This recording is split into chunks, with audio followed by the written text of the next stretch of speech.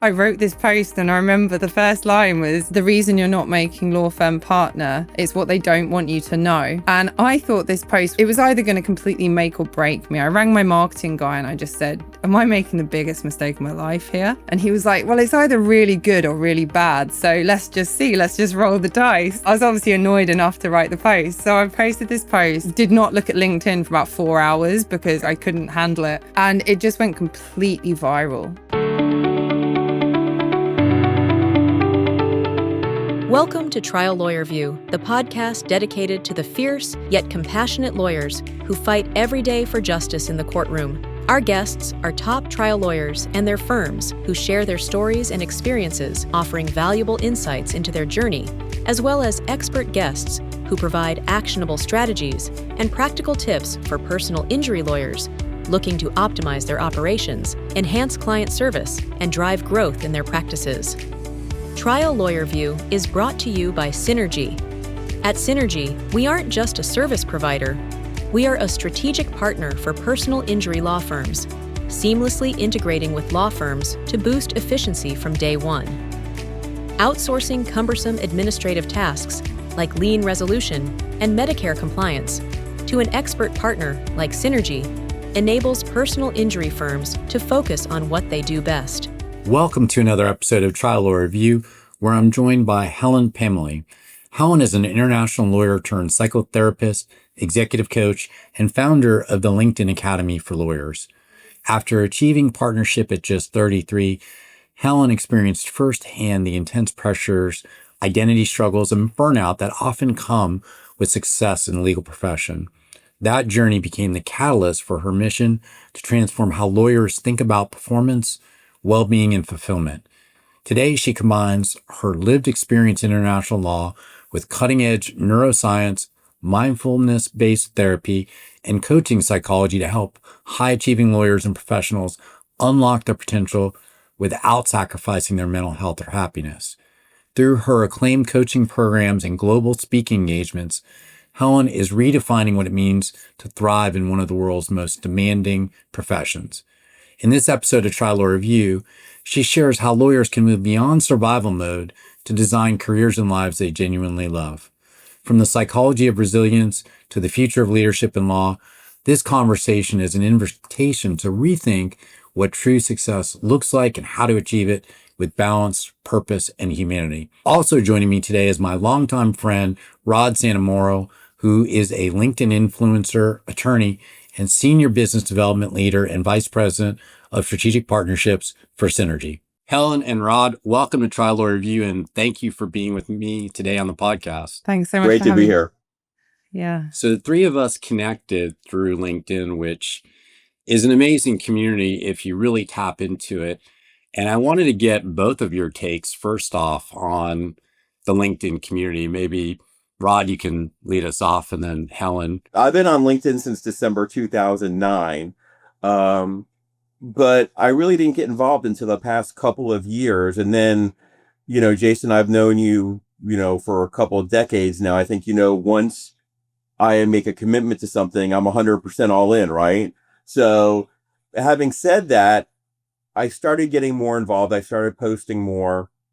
I started really wanting to get not only the Synergy and Trial Lawyer Review out there, but my own brand. What does Rod do within Synergy, and why do I do it, and why can I be a resource to so many people? So that was kind of the additional catalyst for getting more involved in LinkedIn. And then I saw this wonderful woman, Helen Pamely, that she was on LinkedIn a lot, and it was like LinkedIn for lawyers. And it was really speaking to me because Helen was talking about non-traditional ways to use your law degree and your law license, and how you can be happier and healthier and more successful in this whole concept that I was unfamiliar with what a digital nomad is. And we started to build this professional online relationship, and I got introduced to other people, and I saw Helen with these posts that had all these comments and reactions. And I'm like, this is really a good platform to get Synergy's message out, to get my message out. I really want to learn from Helen. So I took it upon myself to sign up for one of her courses.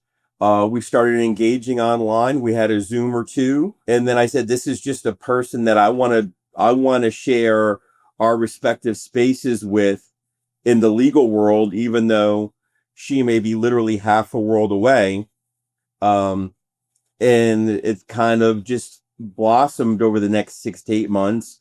And here we are. And I've never met Helen in real life. We call it IRL on LinkedIn, but I feel like I know her very, very well because we're both very transparent on the platform and I've gotten some business from it. So really Helen was the catalyst for me getting more involved, having success there, and then bringing the three of us together. That's just so nice to hear, Rod. And I think it's interesting because I think a lot of people still feel like LinkedIn is this stuffy place where you just talk about your own personal accolades and you show off. But I can really relate to everything you're saying. And recently you did that incredible post about writing to the Pope, I think in 2001, which really touched my heart. And then I left a comment on that about how I, wrote to a boy in Spain many decades ago, like handwriting those letters. And I think that those posts both did really well, didn't they? They connected with people. And there's something about being real where,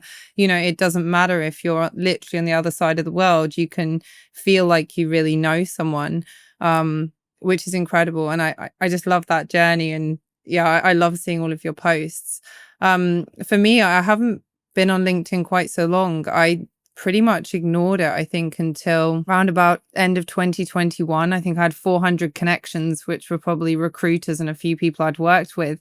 And then I launched my coaching business in March 2022. And at that point, I realized that I basically had very few clients because I wasn't well known. I hadn't built up that business or that brand. And I just thought, how do I get out there in the world and start talking to people? And so I started as one thing, just posting on LinkedIn. And at this point, nobody was really posting. So it was much easier to grow and it was much easier to stand out, for better or for worse. But it actually took me quite a long time to build my voice on there. I think I was very reserved. I was very aware of how I might be perceived. And there were old colleagues and old partners looking. And then there was this one day in June 2023, I think, where I'd been actually talking to a client and I got really fed up with the system. I got fed up with big law. And I'm not saying they always do this, but it is done reasonably frequently, stringing along senior associates for partnership with actually no intention of making them a partner. And people just aren't ready for it and don't know what it takes from a business development side. So I wrote this post and I remember the first line was, the reason you're not making law firm partner is what they don't want you to know. And I thought this post, it was either going to completely make or break me. I rang my marketing guy and I just said, am I making the biggest mistake of my life here? And he was like, well, it's either really good or really bad. So let's just see. Let's just roll the dice. I don't know. I was obviously annoyed enough to write the post. So I posted this post, did not look at LinkedIn for about 4 hours because I couldn't handle it. And it just went completely viral. And nobody had said anything like that publicly at that point. I feel like now people are just talking this stuff, that the world is a different place. But back then it wasn't. And I got thousands of followers. And it wasn't just lawyers. It was bankers. It was financiers. It was all sorts of people. And the DMs I got were incredible, saying, can't believe you just said that. It's so true. And these were like big people, really senior positions. And that was when I realized actually what people want on the platform and in life generally is authenticity. I'm not going to be everyone's cup of tea, and that's okay for me as long as I'm coming from a place of integrity. But the people I will connect with, I'll really connect with because I'm speaking my truth and hopefully they're doing the same. And ever since then, it's just grown and grown. And as Rod says, I think we're both very active today and speak our minds, hopefully in a compassionate and helpful way. This formula of being genuine, authentic, yourself, because I know you, and I see your voice coming through, which is a great example for our listeners of how to use strategies the right way and do things the right way on socials like LinkedIn. For lawyers, that's, another place, another strategy for them to utilize in their growing their firms. And same, Helen. I mean, watching the messaging that you've put out there along the lines of, making sure you are living the right kind of life that you want to live with your career, and all of those sorts of things really, I think, resonate. And that's part of why you see that kind of following. And I wanted to ask, because I'm curious about the LinkedIn Academy for Lawyers that you've created that helps lawyers use digital platforms to amplify their voices, build authentic brands, which is all, I think, important to the listeners of this podcast.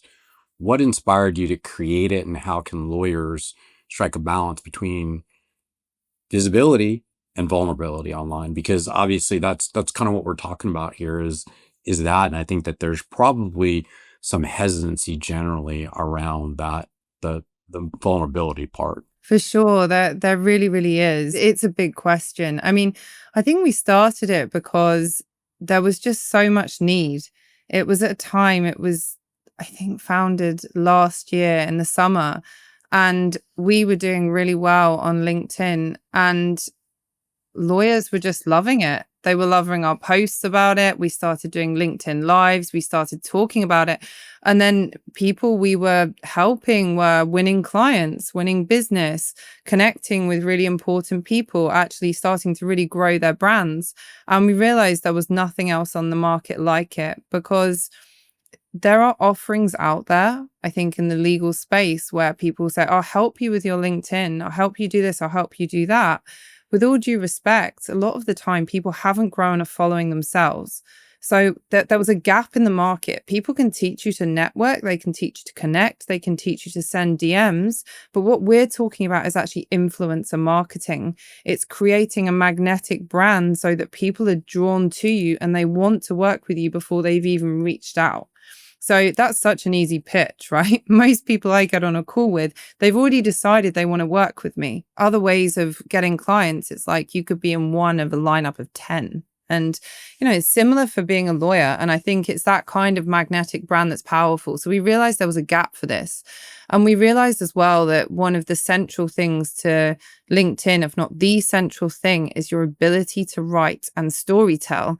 And nobody was telling lawyers this. No one was saying, actually, please stop just posting an update about an event you went to. Make it interesting. Tell the story. Why did you go to that event? Who did you connect with at the event? What happened at the event? And at the same time, you're showcasing that, but people really connect through authenticity and storytelling. So we broke down everything that we had learned over our journey on growing on LinkedIn and created something where people could learn from that. And we created some simple products as well and frameworks people could use. And as Rod said, hopefully a lot of people have found that really, really useful. I think in terms of striking the balance between vulnerability and showing up, I think you've got to do what's right for you. I wouldn't say to someone straight away, jump in the deep end and talk about something deeply harrowing or personal. I think it's a muscle that builds. Well, as I said, when I first started on the platform, I would never have dreamt I would write like the way I write now. But I'm massively comfortable with it because I do it every single day and my audience is used to me and I'm used to them. And I think it also depends on what you're trying to portray on the platform, who you're showing up as. At the same time, I think as that muscle grows, you get more confident. And then you realize you're not winning clients through the posts where you try and win a client. You win a client through the posts where you told a story that connected with them. And over a long time, they feel like they know you and want to somehow be in your orbit or sphere as a person. And I think it's the same for lawyers.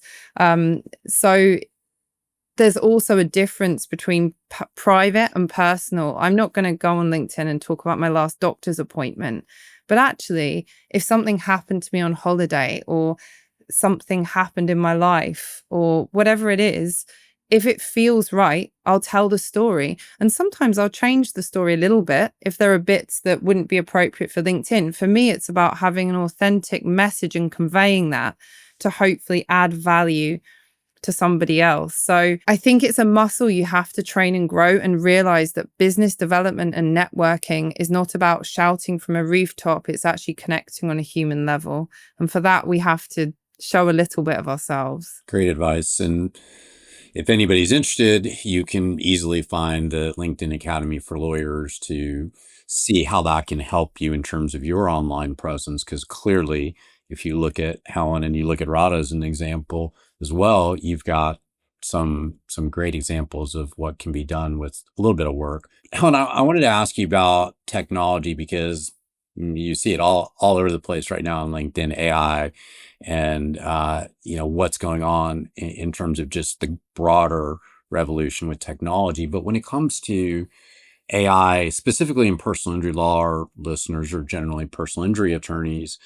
We are seeing some crazy stuff. Even Up just reached a $2 billion valuation with a $150 million Series E. Supio, I went to their conference in New York a few weeks ago. They raised $60 million in a Series B in partnership with Thomson Reuters.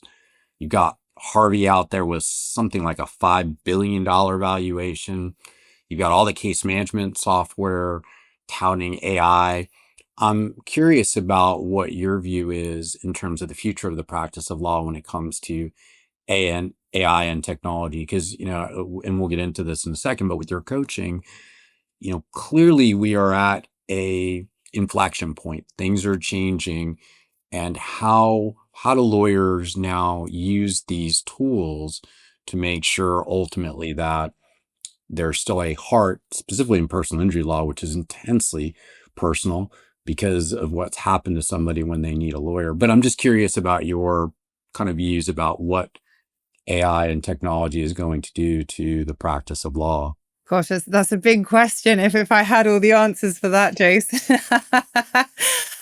Look, I think the world has changed overnight, pretty much. When I think about how I practiced law back in 2022 compared to now, that was pre-ChatGPT and pre all these different things like Harvey and this huge AI revolution. It's a completely different world we're in. But for me, AI doesn't change our ability as lawyers to have heart. I think it changes the way we practice. And I'm excited actually to see so much of the grunt work, so to speak, actually probably taken away. When I look at my junior years, the number of hours I spent doing document review or drafting lots of versions of contracts or sifting through old templates and having to somehow jumble them together. I mean, as I recently said on LinkedIn, actually, I do think there's a place for that. We need to have proper training. But actually, I think it potentially gives us more opportunity to do the human side of law, the relational side, to be there for people. I think if we're farming out what we do to the extent that we don't want that one-on-one interaction with clients, we've probably got a problem. But I don't think clients in the future will choose lawyers if that's the case. I think the lawyers that stand out are going to be the ones with personality, with, to put it superficially, brands, because people are going to want to know they can really trust someone to do the right job for them, to really care. And I think we're going to see this branching perhaps in the profession of those people who are willing to stand up and really show themselves in that kind of way. I think it's going to be a struggle for juniors, because instead of it being like a pyramid, it might go a little bit more like a rectangle. So I think the opportunities will be harder potentially to come by. But I think it's going to become a more relationship-driven profession than perhaps it already is. I'd be really interested to know if you agree with that, or you have a different view on that, actually, particularly given the area of law you're in, which is so personal and human. I think all your points are very valid. I think the future is how do personal injury firms specifically tap into these technologies to deliver even better for someone that's been through something catastrophic. As someone who experienced it myself, Rod knows very well, I was struck by a car while cycling back in 2016 and was significantly injured. And that experience for me was powerful in that obviously it gave me insight that I could never have into what an opportunity and privilege we have in terms of the community that we serve. But it was intensely personal, right? And the question is, how do law firms leverage these technologies to create even greater connection and get the best possible results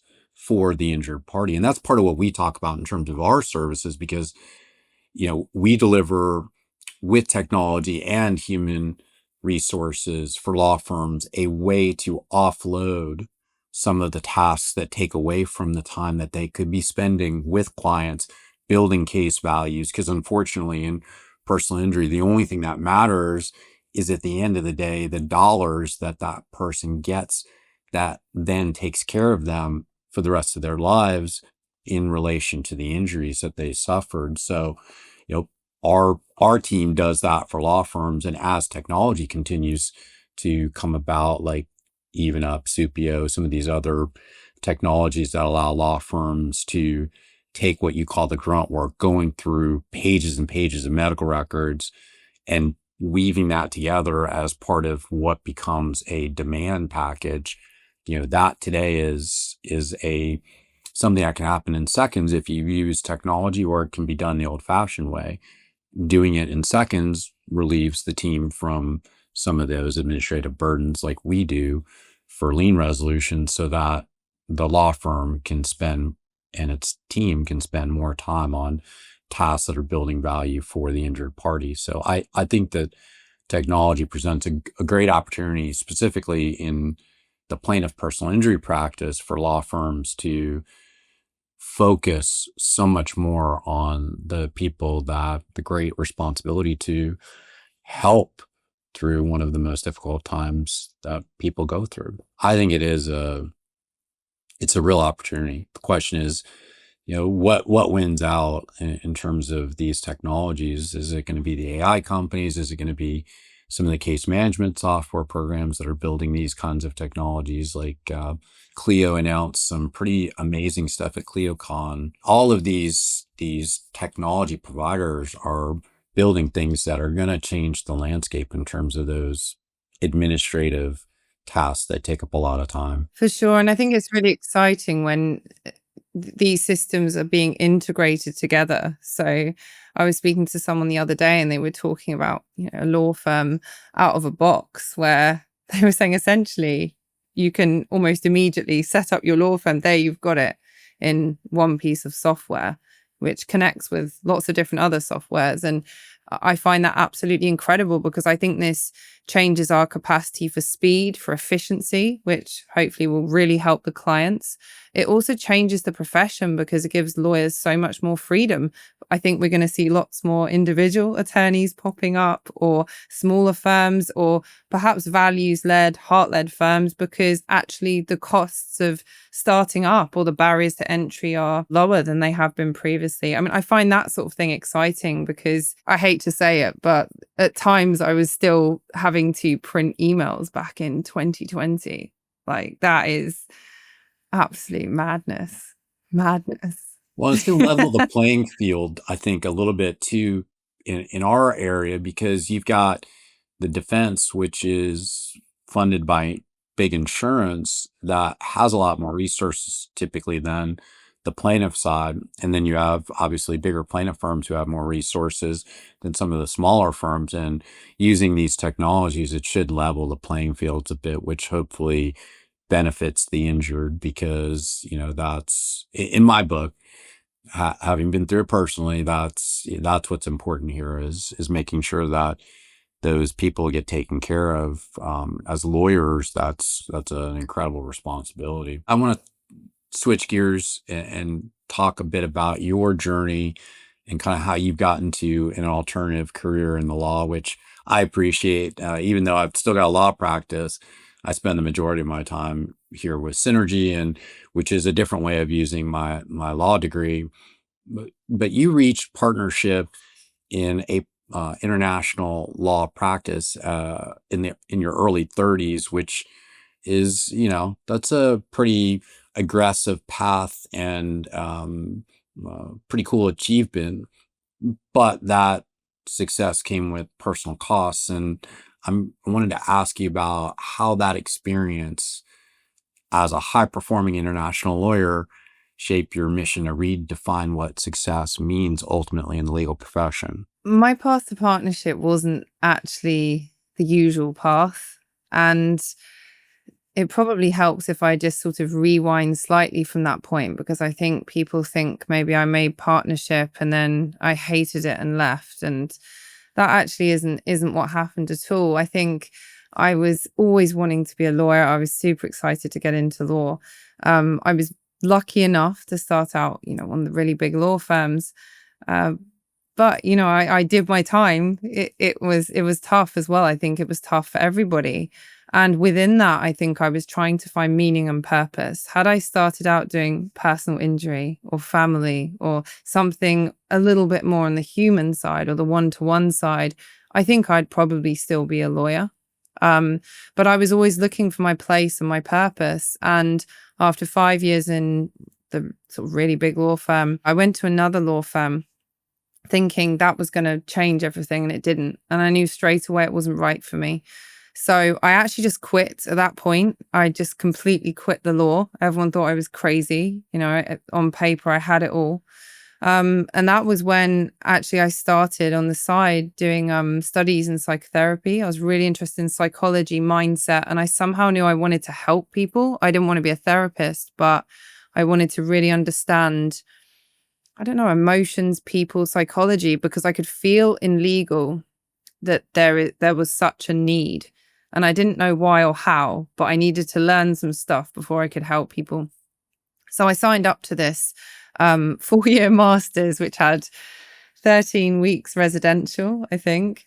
And then I realized I needed to fund this. So I went to the law firm I ended up as partner at, and I said to the managing partner, would you have a coffee with me? And she said, yeah, okay. So I had this coffee with her and I said, look, this is a bit off-piste, but I'm looking for a job where I can do 3 days a week and I can do my studies on the side and I'll be a great associate. I've got this great background. I'm good at what I do, all the rest of it. And she said, yes. So I thought, oh my gosh, just get out of her office before she changes her mind, So I started off at the firm I was at doing 3 days a week. And I really took off there. I liked the people. I liked the work. She actually really, she stuck to her words. She stuck to my boundaries. I delivered, and I ended up doing more time and more hours, but that was because I kind of wanted to, and it was always done in a way that worked and was really respectful. And then I think because at that point I was kind of dropping all the imposter syndrome and everything else, because I always had one eye on the door somehow, although I didn't know how I was going to get to the door. I then just started to really fly in the profession. Like when I did law, I was 100% in law. And so I became really efficient and I think really good at my job. And when I wasn't, I was doing other stuff. And because of that, I became senior associate quickly. And then there were a few structural changes internally, and they just said to me, we want to make you a partner. So I said, okay. Then I realized by that point, I had done enough studies. I had trained as a therapist, and I thought, how can I bring something into legal that's meaningful? And I felt like the way to do that was maybe through something like coaching. So I handed in my notice, and I then started to think about how I can set up this coaching business. And people thought I was completely mad. But actually it's been the making of me. I mean, I'm better connected in law now than I ever was as a lawyer. I had 400 connections at that point. I think I have 40,000 now on LinkedIn. I know people all over the world. I know lawyers in all different jurisdictions, and people thought I was going to throw everything away and that would be a huge failure. But actually I've built a business which I love. I'm proud of. I love the people I work with.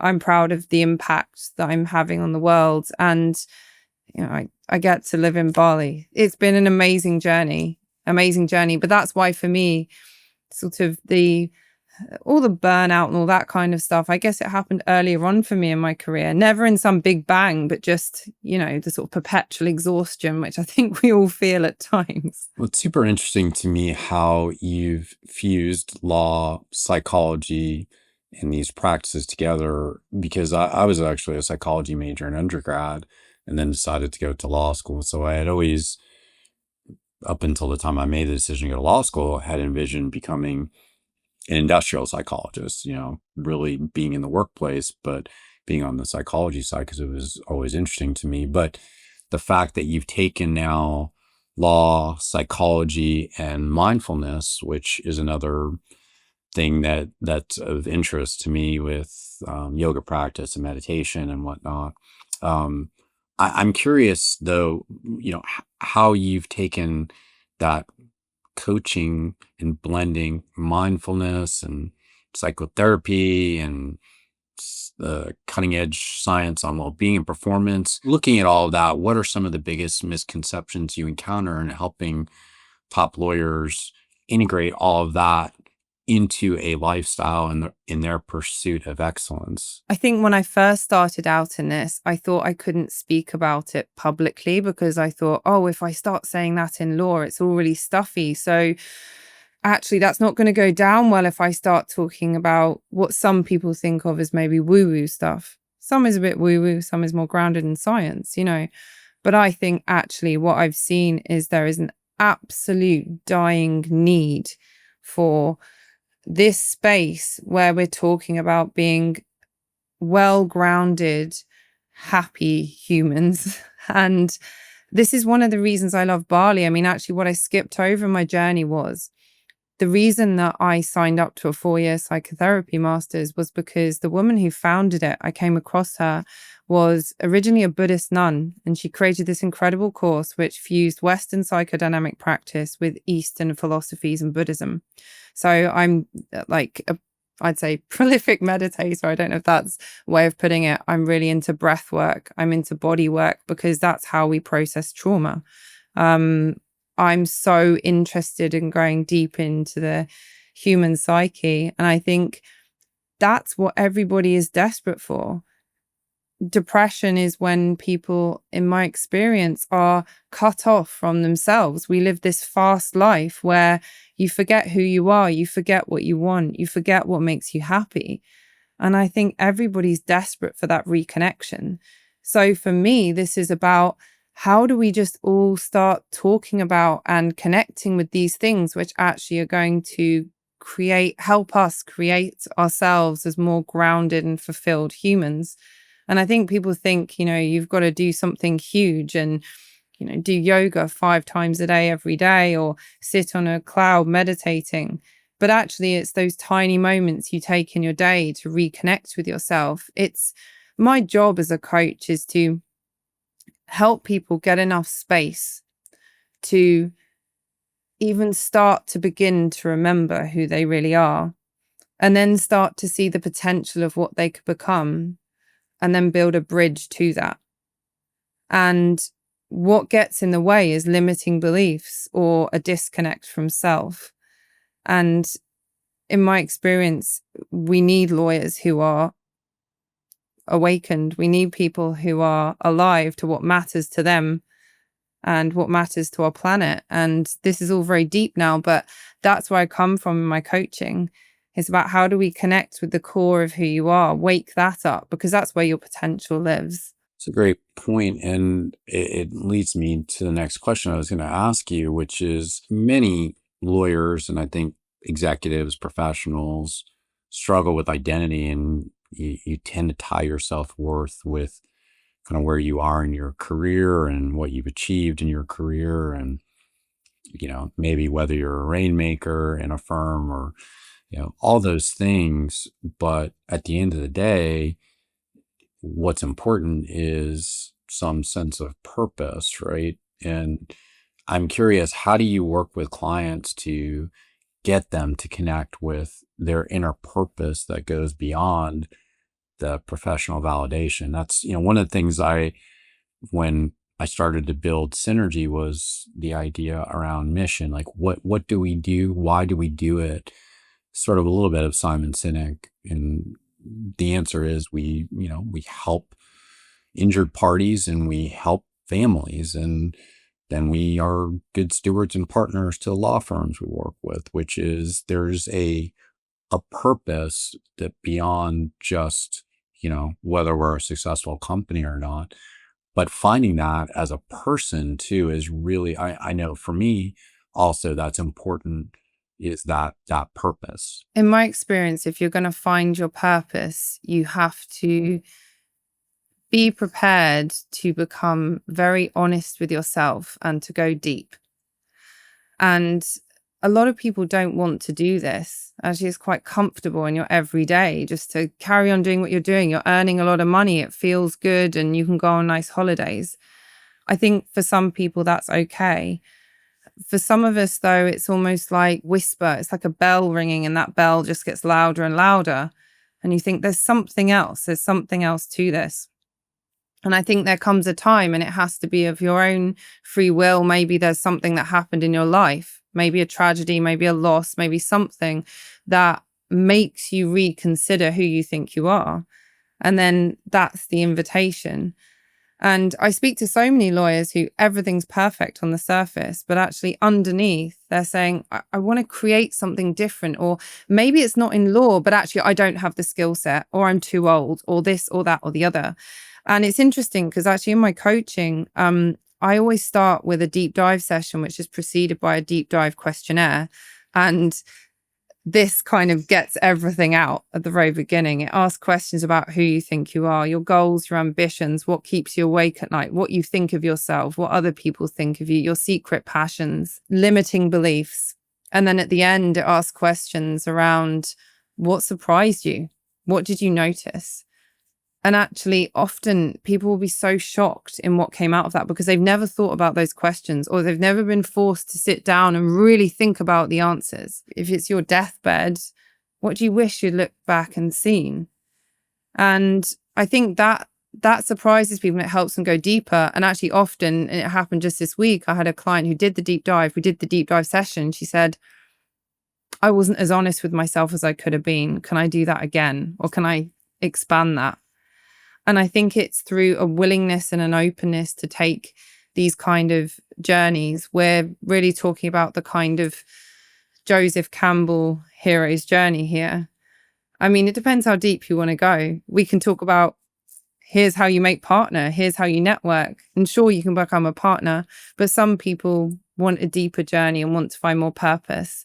And I think there are more lawyers popping up around like this too, as we were talking about, and hopefully AI will help this, where you think, actually, if I was brave enough to be truly purpose-led, what would I create in this lifetime? How would I help people? It's a great point. And I had one of those moments when I was struck by the car where I spent 21 days in the hospital and 9 days in the ICU. And, you sit back and evaluate. Hopefully for most people, you don't have that kind of an experience that forces you. But I know for me that, and Rod could probably tell you, knowing me before and after, there was a change. And that was because of the deep work I did after that to process trauma and understand too myself much better. I just didn't really know myself. And I think I've come to know myself a lot better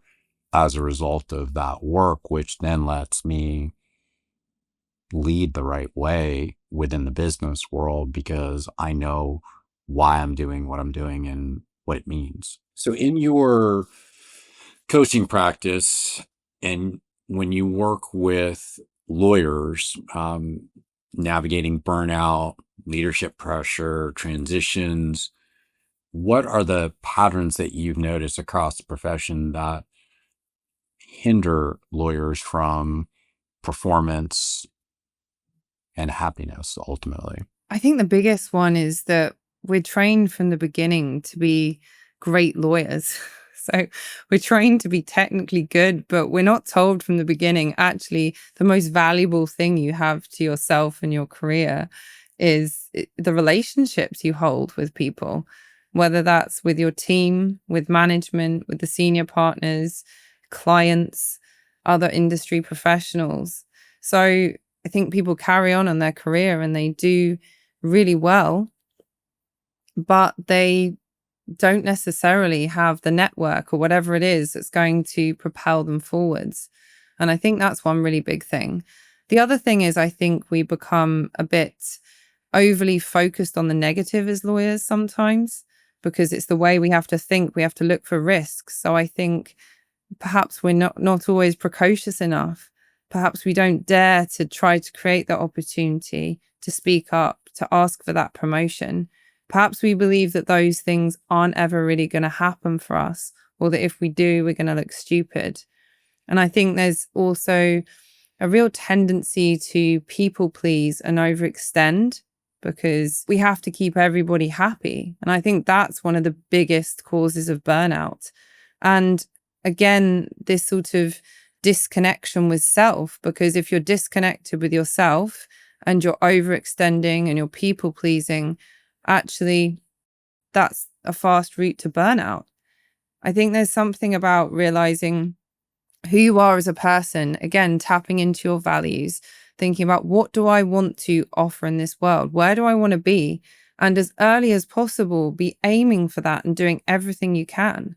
I spoke to a 5-year qualified associate today, and they were sort of looking at the next couple of years. And I said, yeah, but do you want to make partner? They said, oh, yeah, but I couldn't talk about that now internally. I said, why not? I said, why not? Why not go there and say, actually, I really value this firm. I love the work that we do. I see myself having a really long-term career here, and I'd love to know what it takes to make partner and to be part of this and to grow. And he just looked at me a bit gone out, like, you can't say that kind of thing. And I was thinking, well, I think in some ways as lawyers, we have to see our careers as a level playing field. So instead of seeing like law firm, big partners up there, it's actually, you've got something great to offer, something great to give. So how can you see this as more of a sort of collaboration in terms of growing together? Because then the firms will really benefit, the associates will benefit.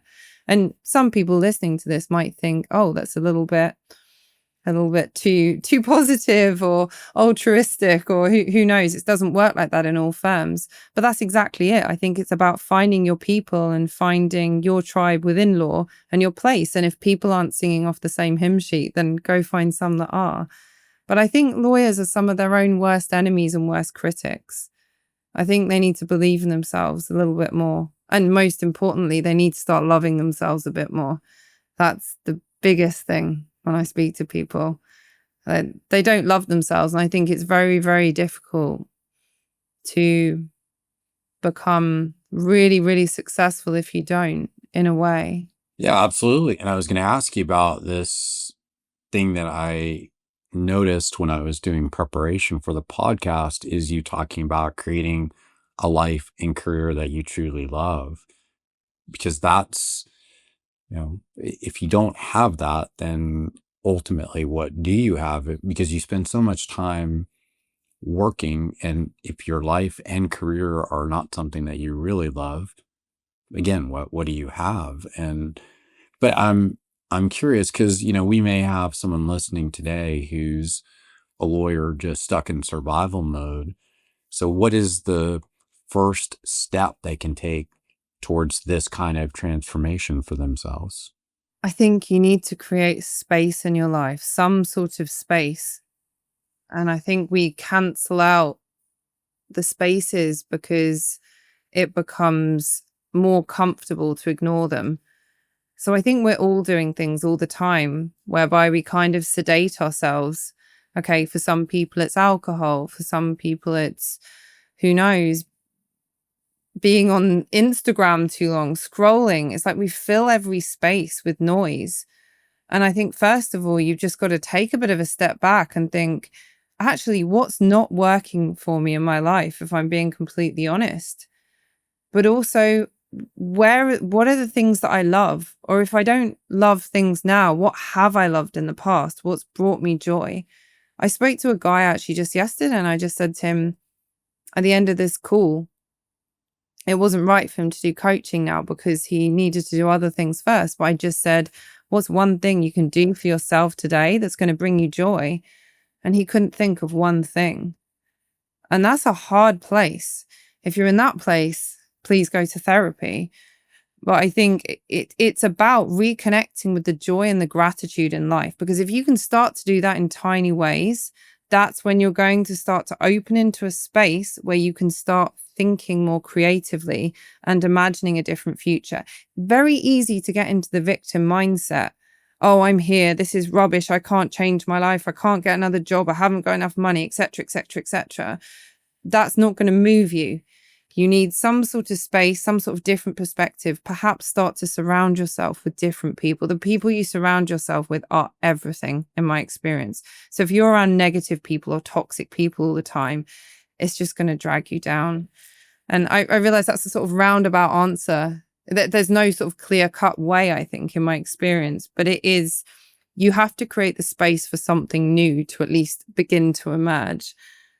Do you have a different experience? No, I agree with that 100%. I mean, the first step is whatever that first step looks like, if it's therapy, if it's coaching, if it's talking to your significant other, it doesn't really matter as long as you recognize, hey, I'm stuck in something that just isn't making me happy. And, constantly being in fight or flight is so unhealthy for the body, and all the adrenaline that your system gets flooded with. And if from the moment you wake up you're feeling that, that's not a good place to be. And taking that first step, whatever it looks like, to start to change the dynamic is really all that's important. It doesn't matter exactly what that step is.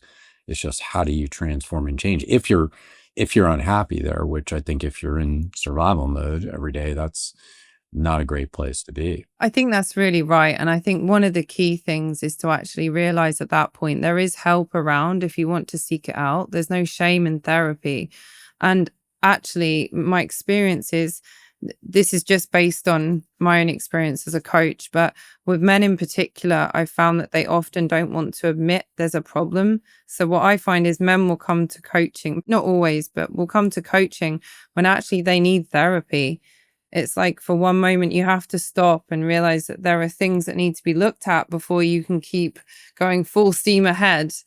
And I think that's one of the hardest things to admit to yourself, even sometimes. But if you can make that step, that can be hugely life-changing. I've done both, admittedly. I mean, it's, having a coach and having mentors and having people around you that can help you navigate some of the challenges is incredibly important. But then also, when you experience something or have experienced something that someone that's trained as a psychologist or a therapist can help you with, it's incredibly effective if you're in that place. I know, not to keep going back to it, but after I got struck by the car, I was so angry, and it permeated everything.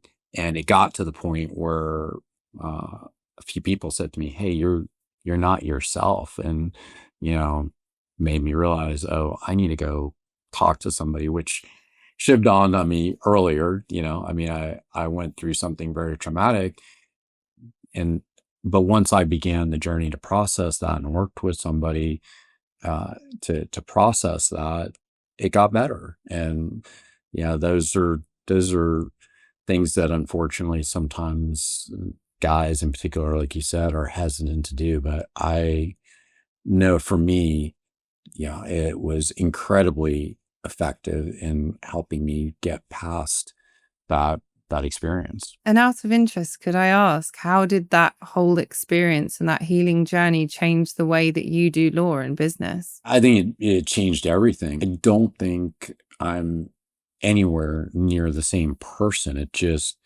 shifted for me what I felt like was important. Because I remember distinctly laying on the ground after being struck, and there was a bystander who came to my aid, who actually, thank God, had been trained in the military as a medic and did some basic, cleared my airway and did some things for me. And I remember, and it's very fuzzy because I was in and out of consciousness, but I just remember him telling me, hey, help's on the way, you're going to be okay. And I remember in my mind thinking, I can't breathe. I feel like this is it. That kind of experience causes you to go, especially in afterwards, my jaw was wired shut. I was on a ventilator. And so I had tubes shoved down my throat, feeding tube. And so you can't even speak. So I was just in my head. Obviously I could write stuff down, but still, spending, a long while like that was, because I think I was on the ventilator for about 2 weeks. So, you're just inside your head a lot. And for me, that was what started, I think, just down the path of evaluating everything. Because that's that moment, right? Changes everything. Yeah. I look at that and I think ultimately that may have been one of the best things that's ever happened to me, ironically, right? Like I wish it hadn't taken something like that to really go, evaluate everything, but sometimes that's what happens. And, whether it's that or just someone realizing, hey, this is not where I want to be, whatever it takes ultimately is the important part to get you to where you should be, right? I think I'm much closer to where I should be, although one of my mentors has always said that's the work of a lifetime. And I think that that's very true. There's always more, isn't there? But I think it's interesting. I guess it depends where we're coming from in terms of the more. Is it a kind of striving and a drive, or is it purpose-led? And I guess if it's purpose-led, there's always going to be something new to evolve and grow, perhaps. Yeah. You bridge law, psychology, and executive coaching with your career path now. And I'm curious about what you think the future of leadership in law will look like as a result of what you've seen. I think in some respects, we're seeing the profession fragment in a positive way, I think. For example, you've got big law, you've got those sorts of firms. And I coach a lot of women in particular in those firms who struggle to perhaps be themselves, or to be more heart-led, or to not be endorsing burnout cycles. Because I think as amazing as those careers can be, and it really does work for some people, actually, there is still a lot of culture which isn't great for people. And I think there's a lot of maybe still struggle around women reaching the top, how they do it in a way that really works for them, where they're not expected to do everything at home and at work and everything like that. But I think, as I said, we're also seeing different types of law firms pop up where people are starting their own shop. They're joining more purpose-led law firms, or law firms where people perhaps have different balance, or there are different expectations on them. We've also, at least in the UK, got a lot of consultants popping up where people work on a consultancy basis. So it's not that same law firm structure. In terms of leadership, I think we've got a really long way to go in law, a really long way to go to see people being treated properly. And I think part of that comes from the fact that in order to really change culture, we need to be creating and helping leaders really know themselves and know what good or what drives them in the world. I think when we've got leaders who are really embodied and leading with heart, or at least have a sense of purpose, or who feel they're doing things for the right reasons, we're going to see trickle down effects. And that's part of what I suppose my why now, which is if I can do my little bit to help create the next generation of leaders in law who are doing things differently and maybe bring more heart to the profession and the world, then I think that's a fantastic thing. And I think here, when I keep saying heart, maybe some people listen and think, oh, that's a really soft thing, or no, we need tough, strong leaders. The strongest people I know have the biggest hearts. I think here we've been in this very masculine, very patriarchal world for a very long time. And I think we're moving into this era now where just generally, globally, politically, we're needing to see things be done differently. And there are a lot of really good people out there. And that gets clouded by some of the negativity. But for me, it's about helping people find themselves, because that's where we're going to have the best and most enlightened leaders in law, who I believe will be more successful in the long term too. Beautifully said. So, final question. Since the podcast is Trial Law Review, I always ask this question to close us out. And it's open-ended, so feel free to talk about whatever you want. But as an experienced international lawyer, executive coach, and legal career expert, what's your view? My view would be that the more of us who can sort of pull together and strive to make law a better place, that's going to have really big ripple effects on the world. And I suppose just to bring in, Rod and his LinkedIn, I absolutely love that. I think we need to see more people who are popping up like that and speaking with their real, authentic voice. It's not watered down. It covers all sorts of topics.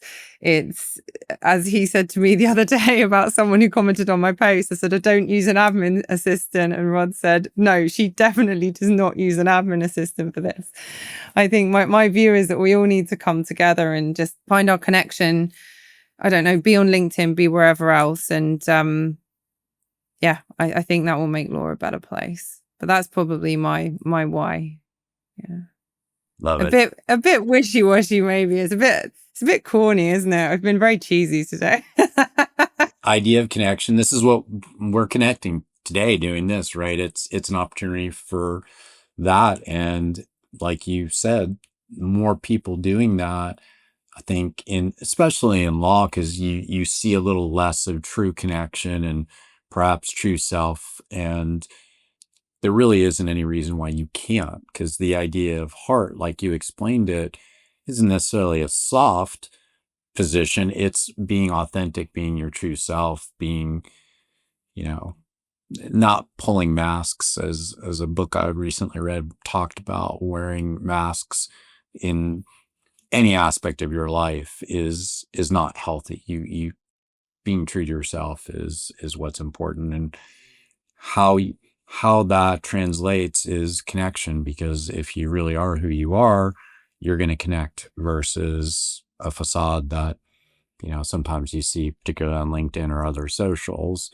It's something that I think the younger generations now, they've struggled with, is people appearing to have these beautiful experiences and lives. And the reality is much different from what an Instagram picture looks like, or a LinkedIn post congratulating yourself on some achievement is, right? So I think what you said is incredibly powerful and very valid for what's going on in society today. Thank you for the gift of your time today. If someone listening to today's podcast wants to work with you, has interest in what you're doing, whether it's the LinkedIn Academy, what's the best way to reach out to you? Well, LinkedIn is always a good place. I'm there a lot. Or you can email me. I can give you my email. My website is just helenpamely.com. And there's lots of information there. But look, or sign up to my newsletter. Like, I've really got into that recently, and it's lovely to create a community there as well. So it's just a pleasure to be connected with people, really. We'll include all the contact information in the show notes for today's episode. Thank you again, Helen and Rod, for joining me on another episode of Trial Lawyer View, and we'll see everybody on the next one. Here is another episode of Trial Lawyer View. We hope you enjoyed today's guest and discussion. Tune in to our next episode for more helpful insights from fellow trial lawyers and practice experts. This podcast is brought to you by Synergy. Visit partnerwithsynergy.com to learn more about how Synergy can free your firm to focus on what it does best.